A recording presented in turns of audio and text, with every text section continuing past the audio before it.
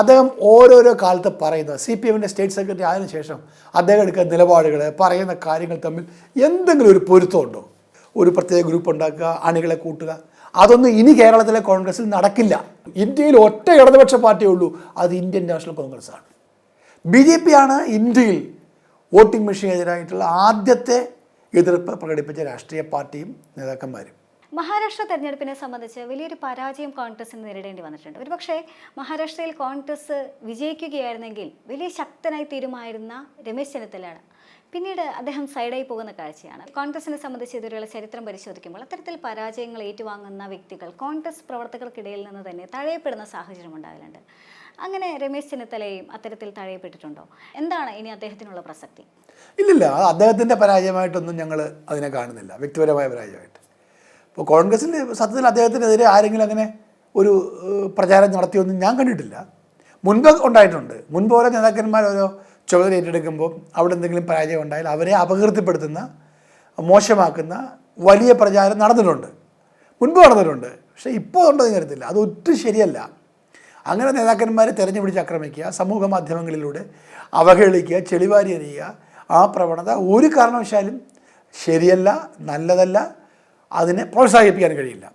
അങ്ങനെ പ്രോത്സാഹിപ്പിക്കുന്നവർ ആരെങ്കിലും ഉണ്ടെങ്കിൽ പിൽക്കാലത്ത് അവർക്കും അതിന് തിരിച്ചടി കിട്ടും എന്നേ എനിക്ക് പറയാനുള്ളൂ. അപ്പോൾ ഈ മഹാരാഷ്ട്ര തെരഞ്ഞെടുപ്പിൻ്റെ ഫലം എന്താണെന്ന് വെച്ചാൽ അത് ഏതെങ്കിലും ഒരു നേതാവിൻ്റെ കുഴപ്പം കൊണ്ടാണെന്ന് ഇവിടെ ആരും പറഞ്ഞിട്ടില്ല. അതുകൊണ്ട് രമേശ് ചെന്നിത്തലയ്ക്ക് ഒരു ദോഷം ഉണ്ടാകാനും പോകുന്നില്ലെന്നാണ് എൻ്റെ വിലയിരുത്തൽ. മറ്റ് എല്ലാ തെരഞ്ഞെടുപ്പുകളിലും നമ്മൾ പ്രകടമായി കാണുന്ന ഒരു കാര്യമാണ്, ഒരു തെരഞ്ഞെടുപ്പിൽ കോൺഗ്രസ് വിജയിക്കുകയാണെങ്കിൽ അവിടെ ജനങ്ങൾ വോട്ട് ചെയ്തിട്ട് തന്നെയാണ് തങ്ങൾക്ക് വിജയം ഉണ്ടാകുക എന്ന അവകാശവാദവും, അതേസമയം തന്നെ പരാജയപ്പെടുകയാണെങ്കിൽ അത് EVM മെഷീനെ പഴിക്കുന്ന ഒരു സാഹചര്യമെല്ലാം കാണുന്നുണ്ട്.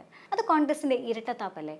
മറ്റൊരു കാര്യം, കേരളത്തിലേക്ക് വന്നാൽ വയനാടിനെ സംബന്ധിച്ച് വലിയ ഭൂരിപക്ഷത്തിൽ കോൺഗ്രസ് വിജയിക്കുന്നുണ്ട്, പാലക്കാടാണെങ്കിലും വലിയ ഭൂരിപക്ഷത്തിൽ കോൺഗ്രസ് വിജയിക്കുന്നുണ്ട്. പക്ഷേ അപ്പോഴൊന്നും EVM മെഷീനെ പഴിക്കുന്നില്ല.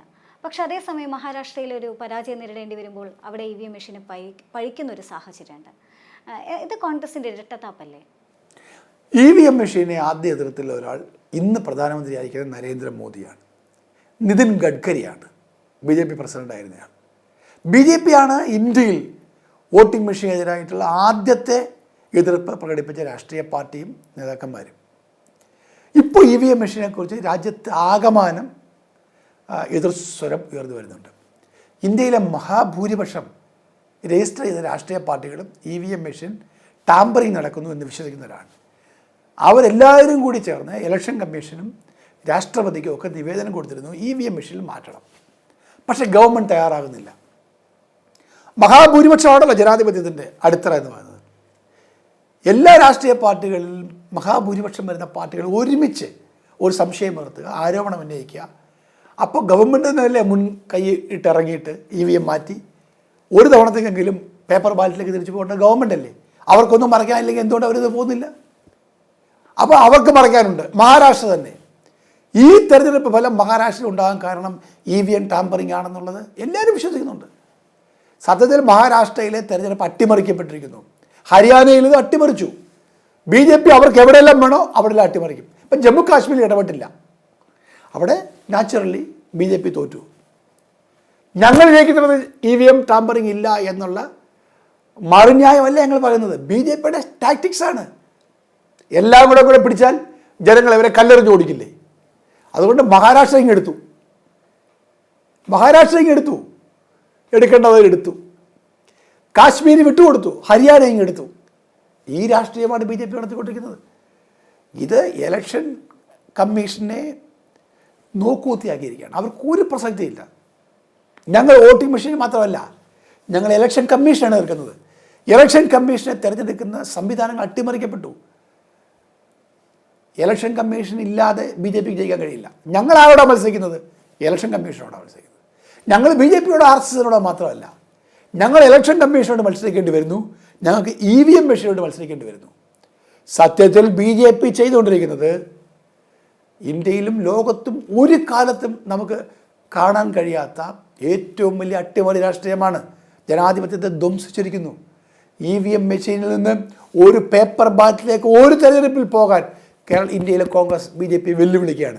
ആ വെല്ലുവിളി ഏറ്റെടുക്കാനാണ് ഇന്ത്യയുടെ പ്രധാനമന്ത്രി നരേന്ദ്രമോദി തയ്യാറാകേണ്ടത്. അവർക്കൊന്നും മറയ്ക്കാനില്ലെങ്കിൽ, ഒളിച്ചു വെക്കാനില്ലെങ്കിൽ, അവർക്ക് ആരെയും ഭയമില്ലെങ്കിൽ അവർ ചെയ്യേണ്ട അതാണ്. ലോകത്ത് എത്രയോ പരിഷ്കൃത രാഷ്ട്രങ്ങളിൽ ഇപ്പോഴും പേപ്പർ ബാലറ്റാണ്. എന്തുകൊണ്ടാണ് ഇവർ EVM മെഷീനിൽ ഇങ്ങനെ കെട്ടിപ്പുണർന്നിരിക്കുന്നത്? എന്തുകൊണ്ടാണ് ഇവർ ഇലക്ഷൻ കമ്മീഷനെ അവിഹിതമായി സ്വാധീനിക്കാൻ വേണ്ടി അവർക്ക് ഇഷ്ടമുള്ളവരെ ഇലക്ഷൻ കമ്മീഷണർമാരാക്കുന്നത്? ഇതെല്ലാം തെരഞ്ഞെടുപ്പ് അട്ടിമറിക്കാൻ വേണ്ടിയാണ്. കോൺഗ്രസ് ജയിക്കുന്നിടത്ത് EVM ടാമ്പറിങ് ഇല്ല, മറ്റുള്ളയിടത്ത് ഉണ്ട് എന്നല്ല അതിനെ കാണേണ്ടത്. BJP ആണ് അവർക്ക് 2 സ്റ്റേറ്റിൽ ഒരുമിച്ച് ഇലക്ഷൻ നടത്താൻ. അപ്പം മഹാരാഷ്ട്ര അവർക്ക് വേണം, വ്യവസായ തലസ്ഥാനമാണ്. ഹരിയാന ഡൽഹി ചേർന്ന് കിടക്കുന്നതാണ്, അവർക്ക് വേണം, അവരെടുത്തു.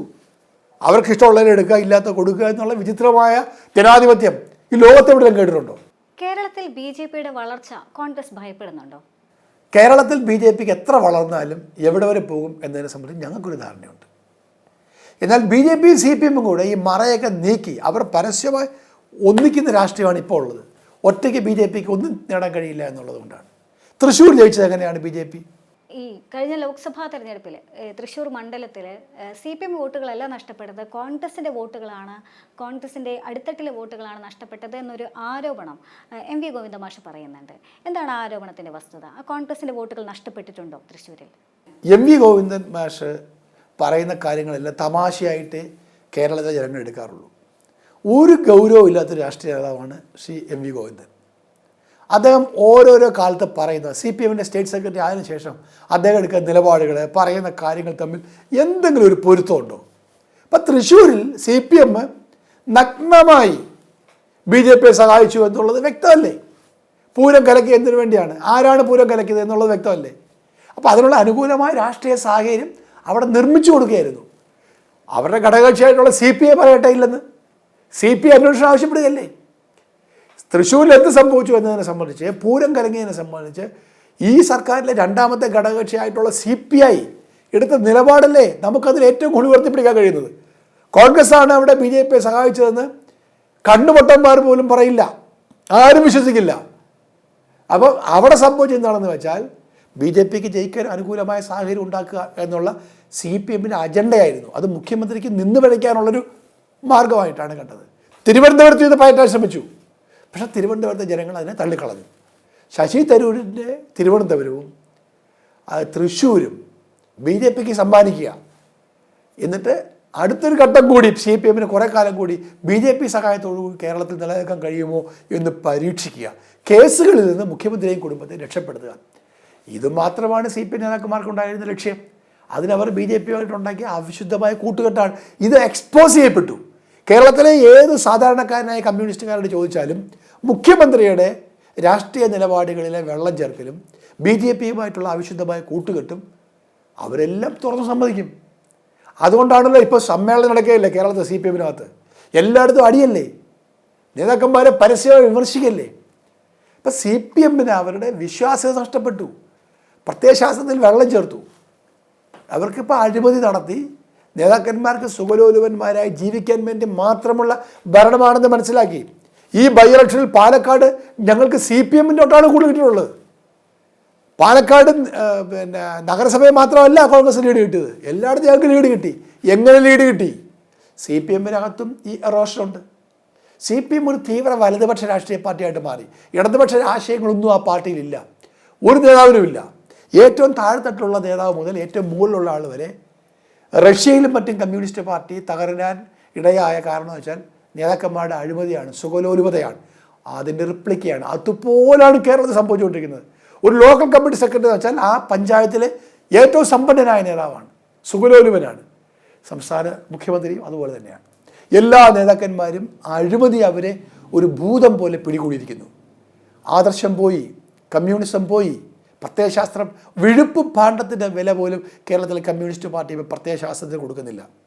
അപ്പോൾ കേരളത്തിലെ കമ്മ്യൂണിസ്റ്റ് പാർട്ടിയിലേക്ക് ഇങ്ങനെ പുരോഗമനാശയത്തിൽ ആകർഷകരായി വരുന്ന ആൾക്കാരുടെ എണ്ണം കുറഞ്ഞു. അങ്ങനെയുള്ള ആൾക്കാർ CPM പാർട്ടിയിൽ നിന്ന് കൊഴിഞ്ഞു പോയിക്കൊണ്ടിരിക്കുന്നു. ഇപ്പോൾ വരുന്നത് ഏതാണ്? എന്തെങ്കിലും അഴിമതി നടത്താൻ മാർഗമുണ്ടോ? ജാതി പറയാൻ മാർഗമുണ്ടോ? എനിക്ക് വല്ലതും കിട്ടുമോ എന്ന് കരുതി വരുന്നവരുടെ എണ്ണമാണ് CPMൽ കൂടുന്നത്. യഥാർത്ഥ കമ്മ്യൂണിസ്റ്റുകാരുടെ എണ്ണം കുറഞ്ഞു വരും. അവർ നിരാശരാണ്. അവർ ഈ ഗവൺമെൻറ് പോകണമെന്ന് ആഗ്രഹിക്കുന്നു, ഈ നേതൃത്വം മാറണമെന്ന് ആഗ്രഹിക്കുന്നു. അതാണ് കേരളത്തിൽ തെരഞ്ഞെടുപ്പ് നടക്കുമ്പോൾ കോൺഗ്രസ് ഉണ്ടാകുന്ന മുന്നേറ്റം. അതുകൊണ്ടാണ് ചേലക്കരയിൽ അവരുടെ വോട്ട് കുറഞ്ഞത്. ചേലക്കരയിൽ ആയിരക്കണക്കിന് വോട്ട് CPM പാർട്ടിക്ക് കുറയാൻ കാരണം ഈ വിശ്വാസ തകർച്ചയാണ്, മൂല്യത്തകർച്ചയാണ്. തീവ്ര വലതുപക്ഷ രാഷ്ട്രീയ പാർട്ടിയായി കേരളത്തിലെ CPM മാറിയിരിക്കുന്നു. ഇന്ത്യയിൽ ഒറ്റ ഇടതുപക്ഷ പാർട്ടിയേ ഉള്ളൂ, അത് ഇന്ത്യൻ നാഷണൽ കോൺഗ്രസ് ആണ്. കമ്മ്യൂണിസ്റ്റ് പാർട്ടി ഒരു തീവ്ര വലതുപക്ഷ പാർട്ടിയാണ്, മുതലാളിമാരാൽ നയിക്കപ്പെടുന്ന പാർട്ടിയാണ്. തൊഴിലാളി വർഗത്തിന് ഒരു പ്രസക്തിയുമില്ല. അവരെ ചൂഷണം ചെയ്യുന്ന, സാധാരണക്കാരെ വിൽപ്പന ചരക്കാക്കുന്ന ഒരു രാഷ്ട്രീയ പാർട്ടിയാണ് കമ്മ്യൂണിസ്റ്റ് പാർട്ടി. CPM എന്ന് ജനങ്ങളും അവരുടെ പാർട്ടി അനുഭാവികളും പ്രവർത്തകരും തിരിച്ചറിഞ്ഞൊരു കാലമാണ്. മറ്റൊരു പ്രധാനപ്പെട്ട ഘടകം തൃശ്ശൂരിലെ UDFിൻ്റെ സ്ഥാനാർത്ഥിയായ K. മുരളീധരൻ തൃശ്ശൂർ ലോക്സഭാ തെരഞ്ഞെടുപ്പിന് ശേഷം അദ്ദേഹം നേതൃത്വത്തിനെതിരെ പരസ്യമായി രംഗത്ത് വന്നു എന്നുള്ളതാണ്. അദ്ദേഹം പലതരത്തിലുള്ള ആരോപണങ്ങൾ നേതൃത്വത്തിന് നേരെ ഉന്നയിക്കുന്നുണ്ട്. കഴിഞ്ഞ ദിവസം പോലും മറ്റൊരു മാധ്യമത്തിന് നൽകുന്ന അഭിമുഖത്തിൽ അദ്ദേഹം പറയുന്നുണ്ട്, തനിക്ക് പലപ്പോഴും ഒരു സ്ഥാനാർത്ഥിത്വം തരുന്നത് അല്ലെങ്കിൽ തന്നെ സ്ഥാനാർത്ഥിയാക്കുന്നത് അത് തന്നെ വളർത്താനാണോ തളർത്താനാണോ എന്ന് തനിക്ക് അറിയില്ല എന്ന് അദ്ദേഹം തുറന്ന് സമ്മതിക്കുന്നുണ്ട്. മുരളീധരനെ പോലൊരു നേതാവ് അത്തരമൊരു തുറന്നു പറച്ചിൽ അതൊരു മാധ്യമത്തിൽ വന്നിരുന്നു പറയുമ്പോൾ അതിൽ കഴമ്പില്ല എന്ന് കരുതാൻ സാധിക്കില്ലല്ലോ. എനിക്ക് അദ്ദേഹം അങ്ങനെ പറയാണ്ട് ഞാൻ കേട്ടിട്ടില്ല, എനിക്ക് അങ്ങനെ തോന്നിയിട്ടുമില്ല. അദ്ദേഹം ഒരു പ്രധാനപ്പെട്ട നേതാവാണ് കേരളത്തിലെ കോൺഗ്രസ് പാർട്ടിയുടെ, അവിഭാജ്യമായ ഘടകമാണ്. അദ്ദേഹം ശക്തനായ BJP വിരോധിയുമാണ്. വർഗീയ രാഷ്ട്രീയത്തെ എതിർക്കാനുള്ള അദ്ദേഹത്തിൻ്റെ നിലപാട് വ്യക്തമാണ്. പിന്നെ ഓരോ നേതാക്കന്മാർക്കും ഓരോ ശൈലിയാണ്. അത് നമ്മൾ ചില നേതാക്കന്മാർക്ക് നമ്മൾ അനുവദിച്ചു കൊടുക്കാറുണ്ട്. അവർ ചിലർ തുറന്നു കാര്യങ്ങൾ പറയും, ചിലർ മിതത്വം പാലിക്കും. അത് നേതാക്കന്മാരുടെ ഒരു ശൈലിയാണ്. താങ്കൾ പറഞ്ഞ പോലെ ശ്രീ K. മുരളീധരൻ അങ്ങനെ പറഞ്ഞാണ്ട് ഞാൻ കേട്ടിട്ടില്ല. സർ, ADM നവീൻ ബാബുവിൻ്റെ മരണവുമായി ബന്ധപ്പെട്ടുകൊണ്ട് കനത്ത പ്രതിഷേധത്തിന് നേതൃത്വം നൽകിയ വ്യക്തിയാണ് താങ്കൾ. ADM നവീൻ ബാബുവിൻ്റെ മരണവുമായി ബന്ധപ്പെട്ടുകൊണ്ട് ഇപ്പോഴും ചില ദുരൂഹതകളെല്ലാം നിലനിൽക്കുന്നുണ്ട്. ഇക്കാര്യത്തിൽ സർക്കാരിനുള്ള പങ്ക് എന്താണ്? താങ്കൾക്ക് എന്താണ് തോന്നുന്നത്? സത്യത്തിൽ നവീൻ ബാബുവിനെ കൊന്നതാണ്, അദ്ദേഹത്തെ കൊന്നുകളഞ്ഞതാണ്. കൊന്നുകളഞ്ഞതിന് പിന്നിൽ ആരാണെന്നുള്ളത് വ്യക്തമാണ്. കേരളത്തിലെ CPM പാർട്ടി ഇങ്ങനെ പലരെയും വകവരുത്തിയിട്ടുണ്ട്. ഒരാളെ മാത്രമല്ല, അവർക്കിഷ്ടമില്ലാത്തവരെ, അവരുടെ ഇംഗിതത്തിന് വഴങ്ങാത്തവരെ എന്ത് ഹീനമാർഗവും ഉപയോഗിച്ച് അവർ ഉന്മൂലനം ചെയ്യും. ഉന്മൂലന സിദ്ധാന്തം കമ്മ്യൂണിസ്റ്റ് പാർട്ടിയുടെ പ്രചാരം ലഭിച്ചൊരു സിദ്ധാന്തമാണ്. ആ സിദ്ധാന്തമാണ് ഇന്നും ആ പാർട്ടിയെ നയിക്കുന്നത്. നവീൻ ബാബു എങ്ങനെയാണ് മരിച്ചത്? 2 കൗമാരപ്രായക്കാരായിട്ടുള്ള പെൺകുഞ്ഞുങ്ങളുള്ള ഒരു മനുഷ്യനാണ് അദ്ദേഹം. ഒരു ദിവസം ഒരു മീറ്റിങ്ങിൽ അദ്ദേഹത്തെ ആക്ഷേപിച്ചതിൻ്റെ പേരിൽ അങ്ങനെ ഒരാൾ കയറി തൂങ്ങി മരിക്കുമോ? 2 പെൺകുട്ടികളുള്ള ഒരാൾ ഒരു കുടുംബത്തെ അവശേഷിപ്പിച്ചിട്ട് ഒരു ആത്മഹത്യ കുറിപ്പെങ്കിലും എഴുതി വെക്കാതെ, ആ കുഞ്ഞുങ്ങളോടൊരു വാക്ക് പറയാൻ പോലും നിൽക്കാതെ ഒരാൾ ആത്മഹത്യ ചെയ്യുമോ? നവീൻ ബാബുവിനെ കൊന്നതാണ് എന്നുള്ളത് ഇത് കൂടുതൽ തെളിവ് എന്താണ് വേണ്ടത്? പത്തനംതിട്ടയിലെ CPM പാർട്ടി നവീൻ ബാബുവിനൊപ്പമാണെന്ന് പറയുകയാണ്. കണ്ണൂരിലെ പാർട്ടി നവീൻ ബാബുവിന് എതിരാണ്, അല്ലെങ്കിൽ ദിവ്യയ്ക്കൊപ്പമാണ്. PP ദിവ്യ എന്ന് പറയുന്നത് CPMൻ്റെ ഒരു പ്രതീകമാണ്. സത്യത്തിൽ PP ദിവ്യ എന്ന് പറയുന്ന ഒരു വ്യക്തി മാത്രമല്ല ഈ കേസിലെ പ്രതി, കമ്മ്യൂണിസ്റ്റ് പാർട്ടിയാണ്, അവരുടെ പ്രവർത്തന രീതിയാണ്. പതിറ്റാണ്ടുകളായി അവർ പിന്തുടർന്നു വരുന്ന രാഷ്ട്രീയ ശൈലിയാണ്. ഇഷ്ടമില്ലാത്തവരെ വകവരുത്തുക, അവർക്കെതിരായി ദുഷ്പ്രചരണം നടത്തുക, അത് കാട്ടുതീ പോലെ പടർത്തുക, അവരെ അവഹേളിക്കുക, സ്വഭാവഹത്യ ചെയ്യുക, ഇല്ലാതാക്കുക. ആർക്കെതിരെ? കരുണാകരനെതിരെ കേരളത്തിൽ ഉണ്ടായിട്ടില്ലേ? AK ആന്റണിക്കെതിരെ ഉണ്ടായിട്ടില്ലേ? ഉമ്മൻചാണ്ടിക്കെതിരെ ഉണ്ടായിട്ടില്ലേ? ഏതെല്ലാം നേതാക്കന്മാരെ അവർ ഉന്മൂലനം ചെയ്യാൻ ശ്രമിച്ചു. സ്വന്തം പാർട്ടി നേതാക്കന്മാരായിട്ടുള്ള MV രാഘവനെ അധിക്ഷേപിച്ചിട്ടില്ലേ? KR ഗൗരിയെ ആക്ഷേപിച്ചിട്ടില്ലേ? CPM പാർട്ടിക്ക് അനഭിമിതനാകുന്ന ആരെയും അവരില്ലാതാക്കും. കണ്ണൂരിൽ നവീൻ ബാബുവിന് അവർ ജോലി കൊടുത്തത് അദ്ദേഹം ഒരു പാർട്ടി അനുഭാവി ആയതുകൊണ്ടാണ്, പാർട്ടി കുടുംബക്കാരനായതുകൊണ്ടാണ്. പക്ഷേ പാർട്ടി പറയുന്നതെല്ലാം അദ്ദേഹം കേട്ട് കാണില്ല. കണ്ണൂരിൽ പല ഡീലുകളുണ്ട് പാർട്ടിക്ക്. ഇപ്പോൾ പെട്രോൾ പമ്പ് ഒരു ഉദാഹരണം മാത്രമാണ്. ഈ പെട്രോൾ പമ്പ് മാത്രമാണോ കാരണം? കണ്ണൂരിലെ CPM പാർട്ടിയുടെ മറ്റേതെങ്കിലും ഡീൽ നവീൻ ബാബുവിൻ്റെ സത്യസന്ധമായ സർക്കാർ ഉദ്യോഗത്തിൻ്റെ ഭാഗമായി തടയപ്പെട്ടിട്ടുണ്ടോ? അങ്ങനെ CPMന് നൊന്ത എന്തെങ്കിലും സംഭവം ഉണ്ടായിട്ടുണ്ടോ? അതെല്ലാം പരിശോധിക്കണം. പത്തനംതിട്ടയിൽ ഞങ്ങൾ ശക്തമായ പ്രക്ഷോഭത്തിലായിരുന്നു. ഞാൻ ആ സമരത്തിന് മുന്നിൽ നിന്ന ആളാണ്. എനിക്കതിൽ ഒരു കുറ്റബോധവുമില്ല. നവീൻ ബാബു കോൺഗ്രസ്സുകാരനായിട്ടല്ല, അദ്ദേഹം ഇടതുപക്ഷക്കാരനാണ്. അദ്ദേഹത്തിൻ്റെ ഭാര്യ സർക്കാർ ഉദ്യോഗസ്ഥയാണ്, അവർ ഇടതുപക്ഷ സർക്കാർ സർവീസ് സംഘടനയിൽപ്പെട്ട ആളാണ്. പക്ഷേ അവർ രണ്ടുപേരും സത്യസന്ധരാണ്. ഞങ്ങൾക്കറിയാം. എനിക്ക് നവീൻ ബാബുവിനെ നേരിട്ടറിയാം. ഞാൻ ജില്ലാ പഞ്ചായത്ത് അംഗമായിരിക്കുമ്പോഴും അതിന് മുമ്പ് എനിക്ക് അദ്ദേഹത്തെ അറിയാം. എല്ലാവർക്കും അദ്ദേഹം സ്വീകാര്യനാണ്. അങ്ങനെയുള്ള സത്യസന്ധനായ ഉദ്യോഗസ്ഥനെ കൊന്നുകളഞ്ഞിട്ട് അതിൻ്റെ പ്രതികളെ രക്ഷപ്പെടുത്താനുള്ള ഗൂഢമായ ശ്രമമാണ് CPM പാർട്ടിയുടെ നേതൃത്വത്തിൽ നടന്നത്. അതിനെ മറയ്ക്കാൻ പത്തനംതിട്ടയിലെ CPM ജില്ലാ സെക്രട്ടറി നേതാക്കന്മാരും നവീൻ ബാബുവിൻ്റെ വീട്ടിൽ പോയി അവരെ സാന്ത്വനിപ്പിക്കുന്നു, അവർക്കൊപ്പമാണെന്ന് വരുത്തുന്നു. എന്നാൽ ഇപ്പോഴാണ് കേരളത്തിലെ CPM പാർട്ടിയും പത്തനംതിട്ടയിലെ CPM പാർട്ടിയും അവിടെ ആത്മാർത്ഥത തെളിയിക്കേണ്ടത്. അവർ ആ കുടുംബത്തിനൊപ്പമാണെങ്കിൽ ആ കുടുംബം ആവശ്യപ്പെട്ടിരിക്കുന്നത് CBIക്ക് വിടണമെന്ന് കേസ്. പത്തനംതിട്ടയിലെ CPM പാർട്ടിയുടെ നിലപാടെന്താ? അതിനൊപ്പമാണോ? MV ഗോവിന്ദൻ CPM നേതാവ് CBI അന്വേഷണത്തെ എതിർക്കുന്നു. പത്തനംതിട്ടയിലെ CPM പാർട്ടിക്ക് ആത്മാർത്ഥതയുണ്ടെങ്കിൽ, അവർ പറഞ്ഞത് പച്ചക്കള്ളമല്ലെങ്കിൽ, ഇപ്പോഴവർ ആ കുടുംബത്തിനൊപ്പം നിൽക്കണം, നിലപാടെടുക്കണം. CBI അന്വേഷണം ആവശ്യപ്പെട്ടുകൊണ്ട് മുഖ്യമന്ത്രിയോട് കത്തെഴുതാനോ അല്ലെങ്കിൽ അദ്ദേഹത്തോട് ആവശ്യപ്പെടാനോ പത്തനംതിട്ടയിലെ CPM പാർട്ടി തയ്യാറാകണം. ഇതൊരു അടവ് നയമാണ്. പത്തനംതിട്ടയിലെ CPM കുടുംബത്തിനൊപ്പം, കണ്ണൂരിലെ CPM ശ്രീമതി ടീച്ചർ, CPM സംസ്ഥാന സെക്രട്ടറി MV ഗോവിന്ദൻ്റെ സഹധർമ്മിണി PP ദിവ്യക്കൊപ്പമാണ്, കണ്ണൂരിലെ DYFI PP ദിവ്യക്കൊപ്പമാണ്, പത്തനംതിട്ടയിലെ CPM പാർട്ടി ഒപ്പമാണെന്ന് പറയാം. ഒന്നുകിൽ പത്തനംതിട്ടയിലെ CPM പാർട്ടിക്ക് ഒരു വിലയും ആ പാർട്ടി കൽപ്പിക്കുന്നില്ല, അല്ലെങ്കിൽ കണ്ണൂരിലെ പാർട്ടിയുടെ ഒരു മുഖം മൂടി മാത്രമാണ് പത്തനംതിട്ടയിലെ CPM പാർട്ടി. പത്തനംതിട്ടയിൽ നവീൻ ബാബുവിൻ്റെ കുടുംബത്തിന് എതിരാണെന്ന് പറഞ്ഞാൽ ആൾക്കാർ ആ പാർട്ടി നേതാക്കന്മാരെ വെച്ചുകൊണ്ടിരിക്കില്ല. അത് ഭയന്നാണ് അവരാ നിലപാട് സ്വീകരിക്കുന്നതെങ്കിൽ അത് തുറന്ന പോലെ പറയണം. പത്തനംതിട്ടയിലെ CPM പാർട്ടിയുടെ നിലപാട് ഒരു അടവ് നയമാണെന്നും കബളിപ്പിക്കലാണെന്നും വ്യക്തമാണ്. ഞാൻ ചോദിക്കട്ടെ, നവീൻ ബാബുവിൻ്റെ ഫോൺ പോലീസ് ഏറ്റെടുത്തു, ഇതുവരെ ആ കുടുംബത്തിന് തിരിച്ചു കൊടുത്തിട്ടില്ല. എന്നാൽ ഈ കേസ് അന്വേഷിക്കാൻ നവീൻ ബാബുവിൻ്റെ ഫോണാണ് എടുക്കേണ്ടത്. കളക്ടറുടെ ഫോൺ വാങ്ങണ്ടേ? PP ദിവ്യയുടെ ഫോൺ വാങ്ങണ്ടേ? ഈ കേസിൽ നവീൻ ബാബുവിനെതിരായി പരാതി കൊടുത്ത ആളുടെ ഫോൺ വാങ്ങണ്ടേ? ആരുടെയും ഫോൺ വാങ്ങുന്നില്ല. പോലീസ് അന്വേഷണം എങ്ങോട്ട് പോകുന്നു? പോലീസ് അന്വേഷണം കുറ്റവാളികളെ രക്ഷപ്പെടുത്താൻ വേണ്ടി പോകുന്നു. കുറ്റവാളികളെ രക്ഷപ്പെടുത്താൻ ഇത്ര വ്യഗ്രത CPM നേതൃത്വം കാണിക്കണമെങ്കിൽ കേരളത്തിലെ ജനലക്ഷങ്ങൾ ഒന്നടങ്കം എതിർത്ത ക്രൂരമായ കൊലപാതകം എന്ന് വിശ്വസിക്കുന്ന ഒരു കേസിൽ പോലും ക്രൂരമായ നിലപാട് CPM പാർട്ടിക്ക് എടുക്കണമെങ്കിൽ PP ദിവ്യ മാത്രമായിരിക്കില്ല ഈ കേസിലെ പ്രതി. പല ഉന്നതർക്കും ഇതിൽ പങ്കുണ്ടാകണം. അതിന് ഒരു CBI അന്വേഷണം അനിവാര്യമാണ്. കോൺഗ്രസ് ശക്തമായി ആ കുടുംബത്തിനൊപ്പം നിൽക്കും. CBI അന്വേഷണമല്ല, ഏത് നിലപാട് സ്വീകരിക്കാൻ ആ കുടുംബം തയ്യാറാണെങ്കിലും പത്തനംതിട്ടയിലെ കോൺഗ്രസ് പാർട്ടി ഒറ്റക്കെട്ടായി ആ കുടുംബത്തിനൊപ്പം നിൽക്കും. ഞങ്ങൾക്കതിൽ ഒരു രാഷ്ട്രീയ ലാഭവുമില്ല, ഒരു രാഷ്ട്രീയ നേട്ടവും ഞങ്ങൾ കണക്കാക്കുന്നില്ല. ആ കുടുംബത്തെ വേട്ടയാടി ഉപദ്രവിച്ചതാണ് എന്നുള്ള സത്യസന്ധമായ, ഞങ്ങൾക്ക് എല്ലാ കാലത്തും സത്യസന്ധമായ നിലപാടാണ്. അല്ല അടവ് നയം ഞങ്ങൾക്കില്ല. തോട്ട് കിട്ടാൻ വേണ്ടിയ നിലപാട്, ഒരു കൊലപാതകത്തെ പെരുപ്പിച്ച് കാണിക്കും, അതൊന്നും ഞങ്ങൾക്കില്ല. അപ്പോൾ ഇക്കാര്യത്തിൽ കേരളത്തിലെ മുഖ്യമന്ത്രി CBI അന്വേഷണത്തിന് ഉത്തരവിടണം. ഉത്തരവിട്ടില്ലെങ്കിൽ നമ്മൾ മനസ്സിലാക്കേണ്ടത് മറ്റു പലർക്കും ഈ കൊലപാതകത്തിൽ പങ്കുണ്ട് എന്നാണ്. മറ്റൊന്ന്, BJPയുടെ തന്നെ A ക്ലാസ് മണ്ഡലങ്ങളിൽ ഒന്നായിട്ടാണ് പത്തനംതിട്ടയെ BJP ഇപ്പോൾ കാണുന്നത്. പ്രത്യേകിച്ചും പത്തനംതിട്ടയിൽ BJP ക്രൈസ്തവ വോട്ടുകളുടെ ഒരു ഏകീകരണത്തിന് ശ്രമിക്കുന്നുണ്ട്. BJP പത്തനംതിട്ടയിൽ എന്നല്ല, അത് രാജ്യവ്യാപകമായിട്ട് അത്തരമൊരു അജണ്ട BJP ഇപ്പോൾ നടപ്പിലാക്കാൻ ശ്രമിക്കുന്നുണ്ട്. അതിൽ BJP പ്രധാനമായും കേരളത്തിൽ ഫോക്കസ് ചെയ്തിട്ടുള്ള പത്തനംതിട്ടയാണ്. പത്തനംതിട്ടയെ സംബന്ധിച്ച് BJPക്ക് അത് എളുപ്പമാണ്. PC George, Anil Antony, George Kurian തുടങ്ങിയ നേതാക്കളെല്ലാം, ക്രൈസ്തവ നേതാക്കളെല്ലാം തന്നെ മുൻനിരയിലുള്ളപ്പോൾ BJPയുടെ ഈ ഒരു അജണ്ട, ക്രൈസ്തവ ഭവന സന്ദർശനമാണെങ്കിലും മതമേലധ്യക്ഷന്മാരുമായുള്ള കൂടിക്കാഴ്ചയാണെങ്കിലും ഇത്തരത്തിലൊരു ക്രൈസ്തവ വോട്ടിൻ്റെ ഏകീകരണത്തിന് BJP ശ്രമിക്കുന്നുണ്ട്. അങ്ങനെ ഒരു ക്രൈസ്തവ വോട്ടിൻ്റെ ഒരു ഏകീകരണത്തിന് BJP ശ്രമിക്കുമ്പോൾ പത്തനംതിട്ടയിൽ UDF ഭയപ്പെടുന്നുണ്ട് ആ ഒരു നീക്കത്തെ. പത്തനംതിട്ടയിൽ കോൺഗ്രസിൻ്റെ ഒരു വോട്ട് ബാങ്കിന് അത് തളർത്താൻ സാധ്യതയില്ലേ? BJPക്ക് അങ്ങനൊരു അടവ് നയമുണ്ട്. അവർ പരിശ്രമിക്കുന്നുണ്ട്. ന്യൂനപക്ഷ വിഭാഗങ്ങളെ സ്വാധീനിച്ചിട്ട് വോട്ടുണ്ടാക്കുക, ആ ഡിവൈഡ് മാറ്റുക. ഭൂരിപക്ഷത്തിൻ്റെ വോട്ട് മാത്രം കിട്ടിയാൽ ജയിക്കാൻ കഴിയില്ല. ജയിക്കണമെങ്കിൽ ന്യൂനപക്ഷത്തിൻ്റെ വോട്ട്. പക്ഷേ അത് പാളിപ്പോയ സ്ഥലമാണ് പത്തനംതിട്ട. അവർ വളരുകയല്ല, തളരുകയാണ് ചെയ്യുന്നത്. അപ്പോൾ ഈ ക്രിസ്ത്യൻ കമ്മ്യൂണിറ്റിയുടെ വോട്ട് സ്വാധീനിച്ച് ജയിക്കാം എന്നുള്ള പരീക്ഷണം പരാജയപ്പെട്ട ഇലക്ഷനാണ് 2024 ലോക്സഭാ ഇലക്ഷൻ. ഒരു ക്രിസ്ത്യൻ വിഭാഗത്തിൽപ്പെട്ട ആളിനെ തന്നെ സ്ഥാനാർത്ഥിയാക്കി അനിൽ ആന്റണി. എന്താണ് റിസൾട്ട് ഉണ്ടായത്?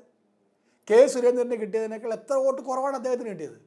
അപ്പോൾ പത്തനംതിട്ടയിൽ BJPക്ക് അത്തരം രാഷ്ട്രീയം പയറ്റി ഒരു നേട്ടം ഉണ്ടാക്കാൻ കഴിയില്ല എന്നുള്ള വ്യക്തമായി. ശബരിമല സംഭവത്തിൻ്റെ പശ്ചാത്തലത്തിൽ BJPയുടെ സംസ്ഥാന പ്രസിഡന്റ് നേരിട്ട് വന്ന് മത്സരിച്ച സ്ഥലമാണ് പത്തനംതിട്ട. എന്താ ഉണ്ടായത്? അപ്പോൾ പത്തനംതിട്ടയിൽ താങ്കൾ പറയുന്ന പോലെ BJPക്ക് ഒരു നേട്ടവും ഉണ്ടാക്കാൻ കഴിയില്ല. അവരെല്ലാ പരീക്ഷണവും നടത്തി കഴിഞ്ഞു. സംസ്ഥാന പ്രസിഡന്റിനെ ഒരു അസംബ്ലി മണ്ഡലത്തിൽ കൊണ്ട് മത്സരിപ്പിച്ചു, ദയനീയമായി പരാജയപ്പെട്ടു. ലോക്സഭയെ മത്സരിപ്പിച്ചു, ദയനീയമായി പരാജയപ്പെട്ടു. ഇപ്പോൾ ഈ താങ്കൾ പറഞ്ഞ പോലുള്ള ന്യൂനപക്ഷ രാഷ്ട്രീയം പയറ്റാൻ ശ്രമിച്ചു, അതും പരാജയപ്പെട്ടു. അപ്പോൾ BJPക്ക് പത്തനംതിട്ടയിൽ ഒരു നേട്ടം ഉണ്ടാക്കാൻ കഴിയില്ല. അവർ കോട്ടമാണ്. PC ജോർജ്, അനിൽ ആൻ്റണി, ഈ എല്ലാ രാഷ്ട്രീയവും കൂടെ ഒരുമിച്ച് ഒരു അവിയൽ പരുവത്തിൽ കൊണ്ടുവന്നിട്ട് പോലും അവർക്ക് ആ ഇക്വേഷൻ വിജയിപ്പിക്കാൻ കഴിഞ്ഞില്ല. അതിൻ്റെ അർത്ഥം എന്താ? ആ പരീക്ഷണം പരാജയപ്പെട്ടു എന്നാണ്. അപ്പോൾ പത്തനംതിട്ടയിൽ BJPക്ക് ആ ഒരു അവരുടെ എടുത്തു പയറ്റിയ രാഷ്ട്രീയങ്ങളെല്ലാം പരാജയപ്പെട്ടിരിക്കുകയാണ്. അതുകൊണ്ട് ഇനി തളർച്ചയല്ലാതെ അടുത്ത തെരഞ്ഞെടുപ്പിൽ തങ്ങൾക്ക് കാണാം. മറ്റൊന്ന്, തെരഞ്ഞെടുപ്പിന് ശേഷം CPM കോൺഗ്രസിനെതിരെ ഉയർത്തിയ ശക്തമായ ആരോപണങ്ങളിൽ ഒന്നാണ് കോൺഗ്രസിന് SDPI വോട്ടുകൾ ലഭിച്ചു, ജമാഅത്തെ ഇസ്ലാമിയുടെ പിന്തുണയുണ്ടായിരുന്നു, വെൽഫെയർ പാർട്ടിയുടെ പിന്തുണയുണ്ടായിരുന്നു എന്നല്ല. പക്ഷേ പിന്നീട് ആ വിവാദമെല്ലാം ആളിക്കത്തുകയും ശേഷം മറ്റൊരു മാധ്യമം CPMന് 4 ഇടങ്ങളിൽ SDPIയുമായി ബന്ധമുണ്ട് എന്ന് ആരോപിക്കപ്പെടുന്ന സാഹചര്യത്തിൽ CPM അതിനെതിരെ ആ മാധ്യമ സ്ഥാപനത്തിനെതിരെ വക്കീൽ നോട്ടീസ് കൊടുക്കുന്ന സാഹചര്യമുണ്ടായിരുന്നു. പക്ഷേ എൻ്റെ ചോദ്യം ഇതാണ്, ആദ്യമെല്ലാം CPMൻ്റെ ഈ ആരോപണങ്ങളെ ശക്തമായി എതിർത്തിരുന്ന കോൺഗ്രസ് പിന്നീട് CPM വക്കീൽ നോട്ടീസ് കൊടുക്കുന്ന ഒരു നടപടിയിലേക്ക്, അതായത് CPM ഒന്ന് പ്രതിരോധിച്ചു തുടങ്ങിയപ്പോൾ പിന്നീട് കോൺഗ്രസ് മൗനം പാലിക്കുകയാണ്. ആ മൗനത്തിന് പുറകിലെ അർത്ഥം എന്താണ്? എന്തുകൊണ്ടാണ് കോൺഗ്രസ് മൗനം പാലിക്കുന്നത്? അങ്ങനെയാണെങ്കിൽ CPM വക്കീൽ നോട്ടീസ് കൊടുത്തതിൽ കോൺഗ്രസ് ഭയപ്പെടുന്നുണ്ടോ? CPMൻ്റെ വാക്കുകൾ കൃത്യമാണ്, മുഖ്യമന്ത്രി പിണറായി വിജയൻ പറഞ്ഞ തങ്ങൾക്ക് യാതൊരു ബന്ധവുമില്ല എന്ന് പറയുന്ന ആ വാക്കുകൾ കൃത്യമാണെന്ന് കോൺഗ്രസ് സമ്മതിക്കുകയാണോ ചെയ്യുന്നത്? കോൺഗ്രസ് ഒരു മൗനവും പാലിച്ചിട്ടില്ലല്ലോ. CPM പാർട്ടി മനോരമയ്ക്കെതിരെ വക്കീൽ നോട്ടീസ് കൊടുത്തതിൽ കോൺഗ്രസ് എന്താ ശബ്ദവർദ്ധന കാര്യം? എന്താ? ഞങ്ങൾക്ക് അല്ലാതെ തന്നെ അറിയാമല്ലോ ഈ തീവ്രവാദ സംഘടനകളുമായി CPMനാണ് ബന്ധമെന്നും. SDPIയുമായി ഞാൻ കേരളത്തിലെ മുഖ്യമന്ത്രിയെ ഈ ചർച്ചയിലൂടെ വെല്ലുവിളിക്കുകയാണ്. അദ്ദേഹം എനിക്കെതിരെ കേസ് കൊടുക്കട്ടെ, CPM പാർട്ടി കേസ് കൊടുക്കട്ടെ. എൻ്റെ ജില്ലയായ പത്തനംതിട്ടയിൽ 2 സ്ഥലങ്ങളിൽ SDPI CPM ബന്ധമുണ്ട്. പത്തനംതിട്ട നഗരസഭ SDPIയുടെ ആളാണ് അവിടുത്തെ വൈസ് ചെയർപേഴ്സൺ. ഒരു സ്റ്റാൻഡിംഗ് കമ്മിറ്റി ചെയർമാൻ SDPI കൊടുത്തിരിക്കുകയാണ് പത്തനംതിട്ട മുനിസിപ്പാലിറ്റിയിൽ. കോട്ടാങ്ങൽ ഗ്രാമപഞ്ചായത്തിൽ SDPIയുടെ സഹായത്തോടുകൂടി CPM ഭരിക്കുകയാണ്. ഈ 2 സ്ഥലങ്ങളിൽ എനിക്ക് നേരിട്ട് അറിയാവുന്ന എൻ്റെ സ്വന്തം ജില്ലയിൽ CPM SDPI ബാന്ധവമുണ്ട്. അവർക്ക് മാത്രമാണ് ഇത്തരം ശക്തികളായ ബന്ധമുള്ളത്. ഒളിഞ്ഞും തെളിഞ്ഞും ഇത്തരം ശക്തികളായ ബന്ധം വെക്കുന്ന പാർട്ടി CPM പാർട്ടിയാണ്. പാലക്കാട് SDPIയുടെ വോട്ട് കൊണ്ടാണോ ഞങ്ങൾ 18,000 വോട്ടിന് ജയിച്ചത്? അവർക്ക് എത്ര വോട്ടാണ് അവിടെ ഉള്ളത്? കഴിഞ്ഞ നിയമസഭാ തെരഞ്ഞെടുപ്പിൽ SDPI മത്സരിച്ചല്ലോ. കഴിഞ്ഞ ലോക്സഭാ തെരഞ്ഞെടുപ്പിൽ പാലക്കാട് SDPI മത്സരിച്ചല്ലോ. പാലക്കാട് അസംബ്ലിയിൽ SDPIയുടെ വോട്ട് എത്ര കിട്ടിയത്? ആ വോട്ട് നോക്ക്. ആ വോട്ടിനാണോ ഞങ്ങൾ അവിടെ ജയിച്ചത്? എല്ലാ കാലത്തും മദനിയുമായി സഖ്യം പ്രാപിച്ച് സ്റ്റേജ് പങ്കിട്ട് ആരാ? CPM പാർട്ടിയുടെ മുഖ്യമന്ത്രി പിണറായി വിജയൻ. എല്ലാ കാലത്തും ഇത്തരം ഇപ്പോൾ ആരോപിക്കുന്ന ഘടകങ്ങളുമായിട്ടെല്ലാം പരസ്യവും രഹസ്യവുമായിട്ടുള്ള ബന്ധമുണ്ടാക്കിയിട്ടുള്ള പാർട്ടി CPM നേതാവ് പിണറായി വിജയൻ. അത് വ്യക്തമാണ്. കേരളത്തിൽ അവർ മാത്രമേ ഇതുണ്ടാക്കിയിട്ടുള്ളൂ. അപ്പോൾ അവർക്ക് ഈ ആരോപണം ഞങ്ങൾക്കെതിരെ ഉന്നയിക്കാൻ കഴിയില്ല. ഞങ്ങൾക്കൊരു കാലത്തും വർഗീയ ശക്തിയുമായി ബന്ധമില്ല, വർഗീയ ശക്തികളുടെ വോട്ട് ഞങ്ങൾക്ക് വേണ്ട എന്ന് പരസ്യമായി പറയാൻ ഇന്നലെയും മടി ഉണ്ടായിട്ടില്ല, ഇന്നുമില്ല, നാളെ ഉണ്ടാവില്ല. മറ്റൊരു കാര്യം, ഇതിൽ വെൽഫെയർ പാർട്ടിയുടെ തന്നെ നേതാക്കൾ തുറന്ന് സമ്മതിച്ചതാണ് തങ്ങൾ UDFനെയും LDFനെയും ഒരുപോലെ പിന്തുണച്ചിട്ടുണ്ട് എന്നുള്ള കാര്യം. അപ്പോൾ കോൺഗ്രസിന് അതിൽ നിന്ന് ഒഴിഞ്ഞു മാറാൻ സാധിക്കുമോ? ഇല്ലില്ല. SDPIയുമായിട്ടോ അതുപോലുള്ള സംഘടനകളുമായിട്ടോ ഒരു ചർച്ചയോ ഒരു ധാരണയോ ഞാൻ കൊണ്ടുപോയിട്ടില്ല. ആരൊക്കെ ഞാൻ കോട്ട് ചെയ്ത് കാണും? അതിപ്പോൾ CPM ഞാൻ കോട്ട് ചെയ്തിട്ടില്ലേ? CPMനെ പാലക്കാട്ട് ആൾക്കാർ ഞാൻ കോട്ട് ചെയ്തല്ലോ. വയനാട്ടിൽ ഞങ്ങൾക്ക് CPM വോട്ട് ചെയ്തില്ലേ? ഈ ലോക്സഭാ തെരഞ്ഞെടുപ്പിൽ 18 ഇടങ്ങളിൽ ഞങ്ങൾ ജയിച്ചു. കമ്മ്യൂണിസ്റ്റ് പാർട്ടി വോട്ട് ഞങ്ങൾക്ക് കിട്ടിയിട്ടില്ലേ? അങ്ങനെ ആരെങ്കിലും ഒറ്റ തിരിഞ്ഞ് വോട്ട് ചെയ്തിട്ടുണ്ടോ എന്ന് എനിക്കറിയില്ല. പക്ഷേ ടേക്ക് ഫ്രം മീ, ഞങ്ങൾക്ക് കോൺഗ്രസ് പാർട്ടി ഒരു വർഗീയ ശക്തിയുമായി ഒരു ബന്ധവുമില്ല, ഒരു ചർച്ചയില്ല. ഞങ്ങളുടെ പാർട്ടിക്ക് അത് ചെയ്യാൻ കഴിയില്ല. ഞങ്ങളുടെ പാർട്ടി ചർച്ച നടത്തിയാൽ അപ്പോൾ അത് പുറത്തു വരും. CPM പോലെയല്ല, പട്ടാളച്ചിട്ടുള്ള പാർട്ടിയല്ല. ഞങ്ങൾ അടച്ചിട്ട മുറിയിൽ എന്തും നടത്തുന്ന പാർട്ടിയാണ് CPM പാർട്ടി. ഞങ്ങളുടെ പാർട്ടിക്ക് അത് നടക്കില്ല. ഞങ്ങൾക്ക് ആ പാർട്ടിക്കകത്തൊരു ധാരണയോ ഞങ്ങളുടെ ഏതെങ്കിലും ഒരു നേതാവ് ചർച്ചയ്ക്കോ പോയാൽ അത് പിറ്റേ ദിവസം നിങ്ങളറിയും, മാധ്യമങ്ങളറിയും. ഞങ്ങൾക്ക് ആ ശൈലിയില്ല. ഞങ്ങളൊരു തുറന്ന രാഷ്ട്രീയ സമീപനമുള്ള പാർട്ടിയാണ്. താങ്കൾ തന്നെ പറഞ്ഞു കോൺഗ്രസിനുള്ളിൽ രഹസ്യങ്ങളൊന്നുമില്ല, കോൺഗ്രസ് എന്ത് ഡിസ്കസ് ചെയ്താൽ അത് പുറത്തേക്ക് പെട്ടെന്ന് മാധ്യമങ്ങൾക്ക് ലഭിക്കുന്നതെന്ന്. കഴിഞ്ഞ കുറച്ച് നാളുകൾക്ക് മുൻപ്, പ്രത്യേകിച്ചും കഴിഞ്ഞ തെരഞ്ഞെടുപ്പിന് മുൻപ് കോൺഗ്രസിനുള്ളിൽ ഉയർന്നു വന്ന വലിയൊരു വിവാദമായിരുന്നു കോൺഗ്രസിൽ CPMൻ്റെയും BJPയുടെയും ചാരന്മാർ പ്രവർത്തിക്കുന്നു, ഇവരാണ് മാധ്യമങ്ങൾക്ക് വാർത്തകൾ ചോർത്തി കൊടുക്കുന്നത് എന്നുള്ള ആരോപണം. അത് കോൺഗ്രസിൻ്റെ ആഭ്യന്തര തലത്തിൽ ഉയർന്നു വന്നൊരു ആരോപണമാണ്. അതിന് പിന്നീട് ഒരു അന്വേഷണ കമ്മിറ്റി തന്നെ വരുന്നൊരു സാഹചര്യം, അന്വേഷണമെല്ലാം ഉണ്ടാകുന്ന ഒരു സാഹചര്യമുണ്ട്. അത്തരത്തിലുള്ള ചാരന്മാർ ഇപ്പോഴും കോൺഗ്രസിലുണ്ട്? അല്ല, കോൺഗ്രസിൻ്റെ പാർട്ടിക്കകത്ത് അഭിപ്രായങ്ങൾ ആൾക്കാർ പറയും, അഭിപ്രായ വ്യത്യാസങ്ങൾ പറയും.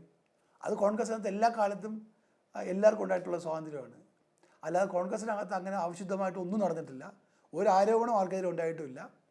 കോൺഗ്രസിനകത്ത് ഞങ്ങളുടെ പാർട്ടി കമ്മിറ്റികളിൽ ഞങ്ങൾക്ക് അഭിപ്രായം പറയാൻ എല്ലാവർക്കും അവസരമുണ്ട്. എല്ലാവരും ആ അവസരങ്ങളൊക്കെ എന്താണ് ആവോളം അത് കോരി കുടിച്ചവരാണ് കോൺഗ്രസിലെ എല്ലാ നേതാക്കന്മാരും. അഭിപ്രായങ്ങൾ പരസ്യമായി പറയാനും പാർട്ടിക്കകത്ത് പറയാനും ഒക്കെ ഉള്ള സാധ്യതകളെ പരമാവധി ഉപയോഗപ്പെടുത്തിയവരാണ് ഒട്ടുമിക്ക കോൺഗ്രസ് നേതാക്കന്മാരും. എന്നാൽ പരസ്യമായി പാർട്ടിയെ വിചാരണ ചെയ്യാത്ത, വിഴുപ്പലക്കാത്ത ചില നേതാക്കന്മാരും കേരളത്തിൽ കോൺഗ്രസിൽ ഇന്നുണ്ട്. ഒരു ഘട്ടത്തിൽ പോലും പാർട്ടിയെ തള്ളിപ്പറഞ്ഞിട്ടില്ല. ഒരു ഘട്ടത്തിൽ പോലും പാർട്ടിയെ വിഷമവൃത്തത്തിലാക്കിയിട്ടില്ല. അങ്ങനെയുള്ള നേതാക്കന്മാരും കോൺഗ്രസിലുണ്ട്. താങ്കൾ പറയുന്ന പോലെ പാർട്ടിക്കകത്ത് BJPയുടെ CPMയുടെ ചാരന്മാരുണ്ടെന്ന് ഞാൻ കേട്ടില്ല. ഇത് ആരും പാർട്ടി ശത്രുക്കൾ പോലും പറയാത്തൊരു ആരോപണമാണ് താങ്കൾ ഉന്നയിക്കുന്നത്. അവസാന ചോദ്യത്തിലേക്ക് കടക്കാം. കോൺഗ്രസ് ഇതുവരെ പരിചയമില്ലാത്ത സാഹിത്യ മേഖലയിലേക്ക് കടന്നിരിക്കുകയാണ്. ഇപ്പോൾ പ്രിയദർശിനി പബ്ലിക്കേഷൻസ് എല്ലാം അതിൻ്റെ ഒരു ഭാഗമാണ്. ഒരു സാഹിത്യ രംഗത്തേക്ക് കൈവയ്ക്കുന്നു, പുതിയ സാഹിത്യ പ്രവർത്തകരെ പരിചയപ്പെടുത്തുന്നു, സാഹിത്യ പ്രവർത്തകർക്ക്, സാഹിത്യകാരന്മാർക്ക് അവാർഡുകളെല്ലാം സമ്മാനിക്കുന്നു. അങ്ങനെയുള്ള പുതിയ പുതിയ പ്രവർത്തനങ്ങളിലേക്ക് കോൺഗ്രസ് ഏർപ്പെടുകയാണ്. എന്താണ് ഈ ഒരു പ്രവർത്തനം കൊണ്ട് കോൺഗ്രസ് ഉദ്ദേശിക്കുന്നത്? കോൺഗ്രസ്സുകാർക്ക് പണ്ടേ വായനാശീലമില്ല എന്ന് പരക്കെയുള്ള ഒരു ആക്ഷേപത്തിനുള്ള മറുപടിയാണോ ഈ ഒരു നീക്കം? അല്ല, കോൺഗ്രസ്സുകാർ പുസ്തകം വായിക്കില്ലെന്ന് പറഞ്ഞു പരത്തുന്നത് കേരളത്തിലെ ചില വിവരദോഷികളായ കമ്മ്യൂണിസ്റ്റുകാരാണ്. അവരാണ് ഈ ദുഷ്പ്രചരണം നടത്തിയിട്ടുള്ളത്. കോൺഗ്രസിനെ പോലെ പുസ്തകം വായിക്കുന്ന നേതാക്കന്മാരുണ്ട്. ഇന്ത്യയിൽ ഗാന്ധി സാഹിത്യത്തെക്കാൾ വലിയ സാഹിത്യം എന്താ ഉള്ളത്? ജവഹർലാൽ നെഹ്റുവിനേക്കാൾ പുസ്തകം എഴുതിയും വായിക്കുന്നതിലുള്ള ആരാ ഇന്ത്യയിലുള്ളത്? അതുപോലെ കോൺഗ്രസിൻ്റെ കേരളത്തിലും പുസ്തകം വായിക്കുകയും പുസ്തകം ഇഷ്ടപ്പെടുകയും ചെയ്യുന്ന ആയിരങ്ങളുണ്ട്. നമ്മുടെ നേതാക്കന്മാർ ഒട്ടുമിക്ക ആൾക്കാരും നല്ല പുസ്തകം വായിക്കുന്നവരാണ്. പക്ഷെ ഇതൊന്നും CPMനെ പോലെ പുസ്തകം കഷത്തി മടക്കി ഒരു മാസിക 4 മടക്കി കഷത്തി വെച്ചുകൊണ്ട് നാട്ടുകാരുടെ മുമ്പിൽ ഞങ്ങൾ പുസ്തകം വായിക്കുന്നവരാണെന്ന് കാണിക്കുന്ന ശീലം കോൺഗ്രസ് ഉണ്ടായിട്ടില്ല. ഞങ്ങൾ എല്ലാ കാലത്തും കേരളത്തിലും സാംസ്കാരിക പ്രവർത്തനങ്ങളെയും സാഹിത്യകാരന്മാരെയും പ്രോത്സാഹിപ്പിച്ചിട്ടുള്ളവരാണ്. പ്രിയദർശിനി പബ്ലിക്കേഷൻസ് താങ്കൾ ചോദിച്ചത് കേരളത്തിൻ്റെ ഒരു പ്രസിദ്ധീകരണ വിഭാഗമാണ് കേരളത്തിലെ കോൺഗ്രസ് പാർട്ടിയുടെ. അത് 2009 ആരംഭിച്ചതാണ്. ശ്രീ രമേശ് ചെന്നിത്തല പ്രസിഡൻ്റായിരുന്നപ്പോൾ അദ്ദേഹം ആരംഭിച്ച ഒരു സംവിധാനമാണത്. ഇടക്കാലത്തൊന്ന് കിതച്ചുപോയി. വീണ്ടും ഞങ്ങളതിനെ പുനരുജ്ജീവിപ്പിച്ചു. ഇപ്പോൾ ഞങ്ങൾ നിരവധി പുസ്തകങ്ങൾ പ്രസിദ്ധീകരിക്കുന്നുണ്ട്. ഞങ്ങൾ പുസ്തക ചർച്ചകൾ സംഘടിപ്പിക്കുന്നുണ്ട്. സാഹിത്യകാരന്മാരെ പങ്കെടുപ്പിച്ചിട്ടുള്ള സംവാദങ്ങളുണ്ട്. സാഹിത്യ അവാർഡ് താങ്കൾ ശരിയാണ്, ഞങ്ങൾ സാഹിത്യ അവാർഡ് ഏർപ്പെടുത്തി. കേരളത്തിലെ ഏറ്റവും സമഗ്രമായ സാഹിത്യ സംഭാവനയ്ക്കുള്ള അവാർഡ് കഴിഞ്ഞ തവണ ഞങ്ങളത് T. പത്മനാഭനാണ് കൊടുത്തത്. കേരളത്തിലെ ഏറ്റവും പ്രിയപ്പെട്ട കഥാകാരൻ ശ്രീ T. പത്മനാഭനാണ് ഒന്നാമത്തെ അവാർഡ് കൊടുത്തത്. ഇത്തവണ 2ാമത്തെ അവാർഡിൻ്റെ പ്രവർത്തനത്തിലാണ്. ഇത് കേരളത്തിലെ കോൺഗ്രസ്സുകാർ വായിക്കുന്നവരാണെന്ന് കാണിക്കാൻ വേണ്ടിയുള്ളൊരു വേഷം കെട്ടലൊന്നുമല്ല. ഞങ്ങളെക്കാലത്തും സാഹിത്യ മേഖലയെ പ്രോത്സാഹിപ്പിച്ചിട്ടുള്ളവരാണ്. അത് ഞങ്ങൾ തുടർന്നു പോകുന്നതേ ഉള്ളൂ. ഇപ്പോൾ കേരളത്തിൽ, പ്രത്യേകിച്ച് ഇന്ത്യയിൽ താങ്കൾക്കറിയാം, എഴുത്തുകാരോട് ഒരു അവഗണന, അല്ലെങ്കിൽ അവർക്ക് നിർഭയമായി എഴുതാൻ കഴിയാത്ത ഒരു സാഹചര്യം നമ്മുടെ ഈ ഫാസിസ്റ്റ് ഭരണകൂടം സൃഷ്ടിച്ചിട്ടുണ്ട്. അത് കേരളത്തിൽ തന്നെ അലയലുകളുണ്ട്. ദീപസ്തംഭം മഹാചര്യം, നമുക്കും കിട്ടണം പണം. എത്രയോ സാമൂഹ്യ തിന്മകൾ ഇന്ത്യയിൽ നടക്കുന്നു, എത്രയോ അനാചാരങ്ങൾ നടക്കുന്നു, എത്രയോ ഭരണകൂട ഭീകരതകൾ ഉണ്ടാകുന്നു. എഴുത്തുകാരെ പോലും വേട്ടയാടുന്നു. പക്ഷേ പ്രതികരിക്കാൻ ആളില്ല, ആർക്കും കഴിയുന്നില്ല, എഴുത്തുകാർക്ക് കഴിയുന്നില്ല. അങ്ങനെ പ്രതികരിച്ചാൽ അവർക്ക് മരണമാണ് വിധി എന്ന് ഈ ഭരണകൂടം പ്രഖ്യാപിച്ചിരിക്കുകയാണ്. അതുകൊണ്ട് എഴുത്തുകാർ പോലും ഭയക്കുന്നു. ഇപ്പോൾ മഹാത്മാഗാന്ധിയുടെ ചരിത്രം സ്കൂളിൽ പഠിക്കാൻ കഴിയുന്നില്ല. നെഹ്റുവിൻ്റെ സാഹിത്യം പാഠ്യപദ്ധതിയുടെ ഭാഗമല്ല. ദേശീയ നേതാക്കന്മാരുടെ സംഭാവനകൾ, രാജ്യത്തിൻ്റെ വികസനം ഒന്നും കുട്ടികൾക്ക് പഠിക്കാൻ കഴിയുന്നില്ല. അപ്പോൾ പ്രൗഢമായ രാജ്യത്തിൻ്റെ പാരമ്പര്യത്തെക്കുറിച്ച് അഭിമാനം കൊള്ളാൻ പുതിയ തലമുറയ്ക്ക് കഴിയാത്ത വണ്ണം ചരിത്രത്തെ തമസ്കരിക്കുകയും എഴുത്തുകാരേക്ക് വിലക്കേർപ്പെടുത്തുകയും ചെയ്യുന്ന ഒരു വിനാശത്തിൻ്റെ കാലത്ത് കുട്ടികളും പുതിയ ആൾക്കാരും വായിക്കാൻ ആഗ്രഹമുള്ളതെല്ലാം അവർക്ക് കൊടുക്കുക എന്നുള്ളതാണ് ഞങ്ങളുടെ ലക്ഷ്യം. അതുകൊണ്ട് ഗാന്ധി സാഹിത്യം ഉൾപ്പെടെ, നെഹ്റുവിൻ്റെ സാഹിത്യം ഉൾപ്പെടെ, ദേശീയ നേതാക്കന്മാരുടെ സംഭാവന ഉൾപ്പെടെ രാജ്യത്തിൻ്റെ പാരമ്പര്യത്തെയും പ്രൗഢമായ സംഭാവനകളെയും ബോധ്യപ്പെടുത്തുന്ന പ്രസിദ്ധീകരണങ്ങൾ ഞങ്ങൾ ജനങ്ങളിൽ എത്തിക്കാൻ ശ്രമിക്കുകയാണ്. പ്രത്യേകിച്ച് കുട്ടികൾക്ക് എത്തിക്കാൻ ശ്രമിക്കുകയാണ്. അപ്പോൾ അത്തരം പ്രസിദ്ധീകരണങ്ങൾ ഈ ഗവൺമെൻറ് വിലക്കേർപ്പെടുമ്പോൾ അതിന് ആ രംഗത്തേക്ക് വരിക, ആ വാക്യൂം ഫില്ല് ചെയ്യുക, അതാണ് ഞങ്ങൾ പ്രധാനമായും കേരളത്തിൽ ഉദ്ദേശിക്കുന്നത്. ഞങ്ങൾ നിർഭയമായ അഭിപ്രായം പറയാൻ കഴിയുന്ന, അതിന് ആഗ്രഹമുള്ള എല്ലാവർക്കും ഒരു പ്ലാറ്റ്ഫോം കൊടുക്കുകയാണ്. ഞങ്ങളുടെ പ്ലാറ്റ്ഫോമിൽ ആർക്കും വരാം. KPCC ഓഫീസിൽ ഈ സമീപകാലത്ത് എത്ര CPMൻ്റെ സഹയാത്രികർ വന്നിരിക്കുന്നു, എത്ര CPMൻ്റെ സാമ്പത്തിക വിദഗ്ധർ ഞങ്ങളുടെ KPCC ആസ്ഥാനമായ ഇന്ദിരാഭവനിൽ വന്ന് ചർച്ചയിൽ പങ്കെടുക്കുന്നു. അത് പ്രിയദർശിനി പബ്ലിക്കേഷൻസ് തുറന്നു കൊടുക്കുന്ന ഒരു അവസരമാണ്. എല്ലാവർക്കും വരാം. ഞങ്ങളുടെ ആൾക്കാരെ മാത്രം കേൾക്കാനുള്ള ആഗ്രഹിക്കുന്നത്. എല്ലാവരുടെയും ശബ്ദങ്ങൾ ഞങ്ങൾ കേൾക്കാൻ ആഗ്രഹമുണ്ട്. അതിനെല്ലാം ഞങ്ങൾ വില കൽപ്പിക്കും. അവർക്കെല്ലാം ഞങ്ങളുടെ പ്ലാറ്റ്ഫോമിൽ വന്ന് ഞങ്ങളെ എതിർക്കാം, ഞങ്ങളെ വിമർശിക്കാം. അതിനുള്ള സാഹചര്യമാണ് ഞങ്ങൾ ഉണ്ടാക്കി കൊടുക്കുന്നത്. അപ്പം ഞങ്ങൾക്ക് വാഴ്ത്തുപാട്ട് പാടുക, ഞങ്ങളെ പുകഴ്ത്തുക, അങ്ങനെയുള്ള സാഹിത്യകാരന്മാരെ പ്രോത്സാഹിപ്പിക്കുക, അതല്ല. ആ ലക്ഷ്യമേ ഞങ്ങൾക്കില്ല. ഞങ്ങളെ വിമർശിക്കുന്നവരെയും ഉൾക്കൊള്ളുക. ശ്രീ ടി പത്മനാഭൻ ഞങ്ങൾ നിരന്തരമായി വിമർശിക്കുന്ന ആളായിരുന്നു. പക്ഷേ അദ്ദേഹം മരണം വരെ കോൺഗ്രസ് ആണെന്ന് പ്രഖ്യാപിച്ചിട്ടുണ്ട്. അപ്പോൾ അദ്ദേഹത്തിനാണ് ഞങ്ങൾ ഒന്നാമത്തെ അവാർഡ് കൊടുത്തത്. അദ്ദേഹം നിതാന്ത വിമർശകനും എന്നാൽ മരണം വരെ കോൺഗ്രസ്സുകാരനുമാണ്. അപ്പം ഞങ്ങളെ വിമർശിക്കുന്നവരെയും ഞങ്ങളെ എതിർക്കുന്നവരെയും ഞങ്ങളുടെ കുറവുകൾ ചൂണ്ടിക്കാണിക്കുന്നവരെയും ഞങ്ങൾ ശത്രുക്കളായി കാണില്ല. എഴുത്തുകാരും സാംസ്കാരിക പ്രവർത്തകരും അവർക്കെല്ലാം കേരളത്തിൽ ഇടമുണ്ടാകണം. CPM ആയിരുന്നു ഒരു അഭയം ഒരു കാലത്ത്. CPM മാറി. CPM ഒരു ഫാസിസ്റ്റ് സംഘടനയായിട്ട് മാറി. എഴുത്തുകാർക്ക് നിർഭയമായി എഴുതാൻ കഴിയില്ല. CPM കേരളത്തിലെ അവസ്ഥയിൽ നിർഭയമായ കവിത എഴുതാൻ കഴിയില്ല. അവർക്ക് അഭിപ്രായം പറയാൻ കഴിയില്ല. സർക്കാരിനെ പുകഴ്ത്തണം, പിണറായിയെ വാഴ്ത്തിപ്പാടണം. BJP എതിർക്കാൻ പാടില്ല. BJP എതിർക്കുന്ന സാഹിത്യകാരന്മാർക്ക് കേരളത്തിൽ ഒരു അംഗീകാരം കിട്ടത്തില്ല. കാരണം അവരെ അംഗീകരിച്ചാൽ മോഡി പിണങ്ങും, പിണറായിയോട് അനിഷ്ടം ഉണ്ടാകും. അപ്പോൾ അങ്ങനെയുള്ളൊരു രാഷ്ട്രീയമാണ് കേരളത്തിലെ ഇടതുപക്ഷവും. അപ്പോൾ പുരോഗമന ആശയങ്ങളെ പ്രോത്സാഹിപ്പിക്കാൻ കഴിയുന്ന ഏക രാഷ്ട്രീയ പ്രസ്ഥാനം കോൺഗ്രസ്സാണ്. അതുകൊണ്ടാണ് ഇന്ദിരാഭവനിൽ ഞങ്ങൾക്കൊരു സംവിധാനമുണ്ട്. പ്രിയദർശിനി പബ്ലിക്കേഷൻസിന് ഒരു പുസ്തകശാലയുണ്ട്, ഒരു ലൈബ്രറി. ഇപ്പോൾ PT തോമസിൻ്റെ പേരിൽ ഒരു പഠന ഗവേഷണ കേന്ദ്രം ഞങ്ങൾ തുറന്നിട്ടുണ്ട്. എല്ലാവർക്കും വരാം. ഗവേഷണ സംബന്ധിയായ കാര്യങ്ങൾ പരിശോധിക്കാൻ അവിടെ വരാം. പുസ്തകങ്ങൾ അവിടെ ധാരാളമുണ്ട്. ഞങ്ങൾക്കൊരു പുതിയ ലൈബ്രറി ഉണ്ട്, അവിടെ വരാം. അത് ഉപയോഗപ്പെടുത്താം. ആർക്കും വരാം. ഞങ്ങൾ ആരെയും തടയുന്നില്ല, ഒരു വേലിയും കിട്ടിയിട്ടില്ല. അപ്പോൾ കേരളത്തിലെ കോൺഗ്രസ് ഇടതുപക്ഷത്തിൻ്റെ അപജയത്തിൽ നിന്നും ഒരു പുതിയ തിരിച്ചറിവാണ്. ഇടതുപക്ഷം ആ സ്കോപ്പില്ലാതാക്കി. ഇപ്പം ചിന്തിക്കുന്നവർക്കും വായിക്കുന്നവർക്കും ഇടതുപക്ഷത്തിൽ വല്ല സ്വാധീനമുണ്ടോ, വലിയ പ്രാധാന്യമുണ്ടോ? അവരുടെ യുവ നേതാക്കന്മാരെ പരിശോധിച്ച് നോക്ക്. ഗുണ്ടായിസം പ്രചരിപ്പിക്കുകയും ഏറ്റവും തിന്മകളെ പ്രോത്സാഹിപ്പിക്കുകയും ചെയ്യുന്ന ആൾക്കാർക്ക് മാത്രമാണ് CPM-ൽ ഇപ്പോൾ പ്രാധാന്യം. അവരുടെ വിദ്യാർത്ഥി യുവജന രംഗത്ത് വളർന്നു വരുന്ന നേതാക്കന്മാർ മനസ്സിലാക്കുക. ഞങ്ങളുടെയൊക്കെ വിദ്യാഭ്യാസ കാലത്ത് കേരളത്തിലെ ഇടതുപക്ഷ സഹയാത്രികരായിട്ടുള്ള ചെറുപ്പക്കാരെന്ന് വെച്ചാൽ ബുദ്ധിജീവികളും സാംസ്കാരിക പ്രവർത്തകരുമായിരുന്നു. അവർക്കാർക്കും ഇന്ന് CPM പാർട്ടിയിൽ സ്ഥാനമില്ല. ആ ശൂന്യത കൂടി ഞങ്ങൾ നികത്തുകയാണ് കേരളത്തിലെ കോൺഗ്രസ് പാർട്ടി. അതുകൂടിയാണ് പ്രിയദർശിനി പബ്ലിക്കേഷൻസ് ചെയ്യുന്നത്. അല്ലാതെ കോൺഗ്രസ്സുകാർ വായിക്കാത്തവരാണെന്നുള്ള പേരുദോഷം മാറ്റാൻ വേണ്ടിയല്ല. അത് ഞങ്ങൾക്ക് ആരുടെയും മുമ്പിൽ അങ്ങനെ പുറംപൂച്ച് കാണിക്കേണ്ട ആവശ്യമില്ല. സർ, എത്ര സമയം തെരഞ്ഞെടുപ്പ് രാഷ്ട്രീയത്തെക്കുറിച്ചും കേരള രാഷ്ട്രീയത്തെക്കുറിച്ചും കോൺഗ്രസിനുള്ളിലെ രാഷ്ട്രീയത്തെ പറ്റിയുമെല്ലാം സംസാരിച്ച തങ്ങളുടെ വിലയേറിയ സമയത്തിന് നന്ദി. Thank you.